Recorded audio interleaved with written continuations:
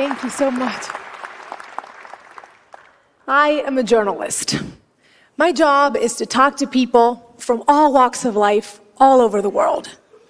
Today I want to tell you why I decided to do this with my life and what I've learned. My story begins in Caracas, Venezuela, in South America, where I grew up. A place that to me was and always will be filled with magic and wonder. Terima kasih banyak. Saya seorang jurnalis. Tugas saya berbicara dengan berbagai kalangan masyarakat di seluruh dunia. Hari ini saya ingin sampaikan mengapa saya melakukan hal ini dan pelajaran apa yang saya dapatkan.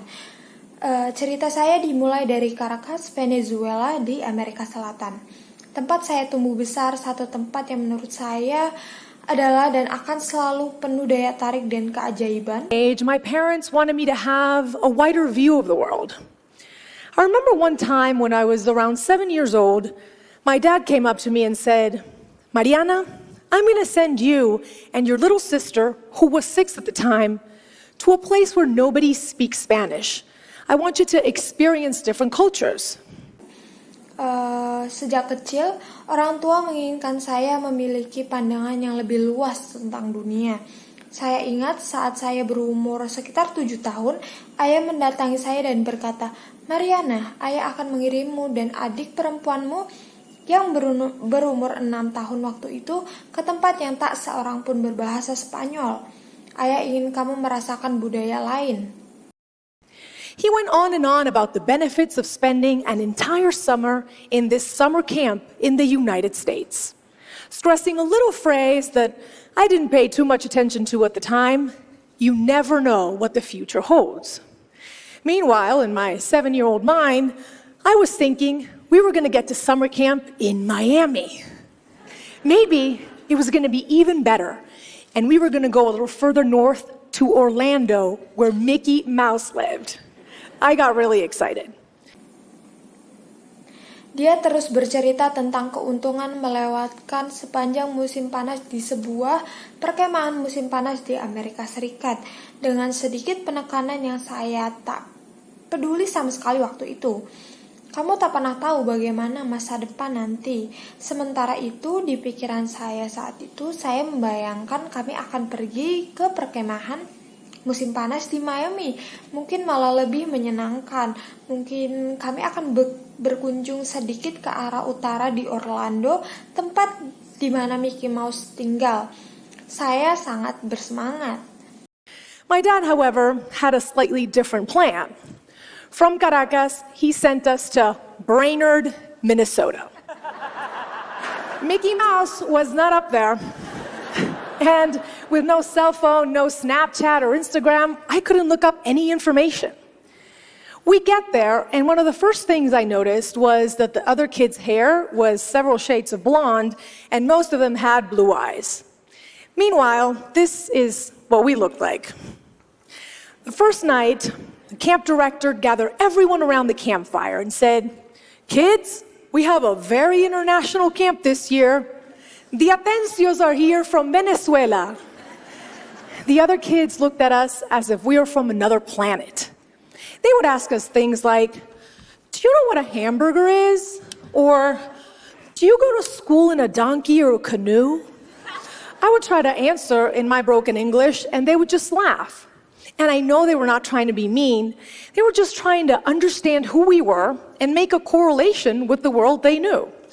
We could either be like them or like characters out of a book filled with Tapi ternyata ayah punya rencana yang sedikit berbeda. Dari Caracas, dia mengantarkan kami ke Brainerd, Minnesota. Mickey Mouse tak ada di sana. Di sana juga tak ada ponsel, Snapchat, atau Instagram. Saya tak bisa mencari informasi apapun. Kami tiba di sana, salah satu hal yang pertama saya amati yaitu rambut anak-anak lain dengan beragam warna pirang. Dan hampir semua bermata biru, sementara rambut kami seperti ini. The first night, the camp director gathered everyone around the campfire and said, "Kids, we have a very international camp this year. The Atencios are here from Venezuela." The other kids looked at us as if we were from another planet. They would ask us things like, "Do you know what a hamburger is? Or, do you go to school in a donkey or a canoe? I would try to answer in my broken English, and they would just laugh. And I know they were not trying to be mean. They were just trying to understand who we were and make a correlation with the world they knew. We could either be like them or like characters out of a book filled with adventures like Aladdin or The Jungle Book. We certainly didn't look like them. We didn't speak their language. We were different. Malam pertama, pemandu perkemahan mengatur kami untuk mengelilingi api unggun, kemudian berkata, "Anak-anak, perkemahan tahun ini sangat bernuansa internasional. Di sini ada keluarga Atencio dari Venezuela." Anak-anak lain memandangi kami seolah-olah kami berasal dari planet lain. Mereka menanyakan beberapa hal seperti, apakah kalian tahu hamburger? Atau apa kalian sekolah naik keledai atau perahu kano? Saya jawab dengan bahasa Inggris yang berantakan dan mereka kemudian tertawa. Saya tahu mereka tidak berniat kasar, mereka hanya ingin mencoba memahami siapa kami dan menghubungkan dengan lingkungan yang mereka tahu. Kami bisa saja seperti mereka atau seperti tokoh dari buku cerita dengan segudang petualangan seperti Aladdin atau The Jungle Book. Jelas kami tak terlihat seperti mereka, tidak juga memakai bahasa yang sama, kami berbeda. And when you're 7 years old, that hurts. But I had my little sister to take care of, and she cried every day at summer camp. So I decided to put on a brave face and embrace everything I could about the American way of life. We later did what we called the summer camp experiment for 8 years in different cities that many Americans haven't even heard of. Ketika berumur 7 tahun, hal itu tentu menyakitkan. Tapi saya punya adik yang harus saya jaga dan saat itu dia menangis setiap hari di perkemahan. Oleh karena itu, saya bersikap tegar dan menerima semua gaya hidup orang Amerika. Kemudian kami berkegiatan berupa percobaan perkemahan musim panas selama 8 tahun di kota berbeda yang bahkan orang Amerika sendiri belum tahu. What I remember most about these moments was when I finally clicked with someone. Making a friend was a special reward. Everybody wants to feel valued and accepted, and we think it should happen spontaneously, but it doesn't. When you're different, you have to work at belonging. You have to be either really helpful, smart, funny, anything to be cool for the crowd you want to hang out with. Yang paling berkesan saat itu adalah ketika saya akrab dengan seseorang, mendapatkan seorang teman adalah hal yang istimewa. Semua orang ingin dihargai dan diterima, dan kita pikir ini akan terjadi secara spontan, tapi ternyata tidak begitu.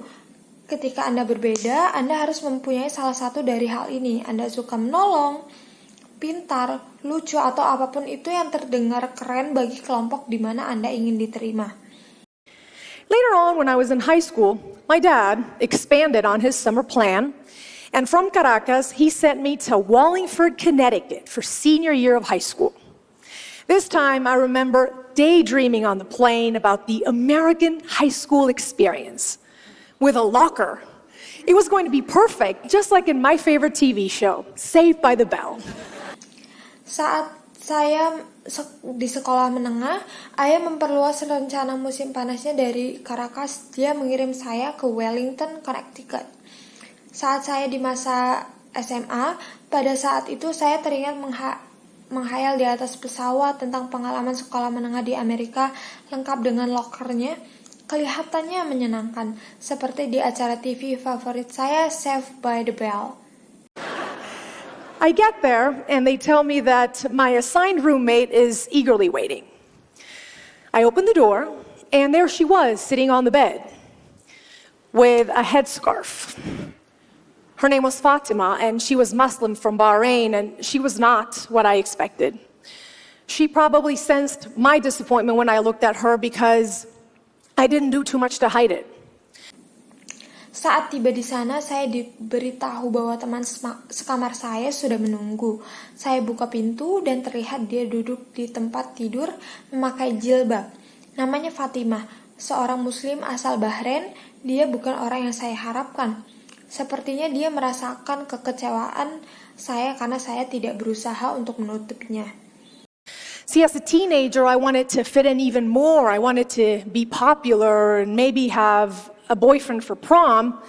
And I felt that Fatima just got in the way with her shyness and her strict dress code. I didn't realize that I was making her feel like the kids at summer camp made me feel. This was the high school equivalent of asking her, "Do you know what a hamburger is?" I was consumed by my own selfishness and unable to put myself in her shoes. I have to be honest with you. We only lasted a couple of months together because she was later sent to live with a counselor instead of other students. Sebagai remaja, saya ingin diterima di lingkungan, saya juga ingin populer, punya pacar yang menemani ke acara prom. Karenanya saya anggap Fatima bisa jadi halangan dengan sikap pemalu dan pakaiannya yang tertutup. Tanpa saya sadari, justru saya membuat dia merasakan yang saya rasa saat masih anak-anak di perkemahan lalu. Ini sama saja dengan menanyakan pertanyaan, apa kamu tahu hamburger versi anak SMA? Saya dipengaruhi rasa egois waktu itu, saya tidak mencoba memposisikan diri saya di posisinya. Jujur saja kami tinggal sekamar hanya beberapa bulan, karena dia kemudian dipindahkan sekamar dengan konselor ketimbang siswa yang lain.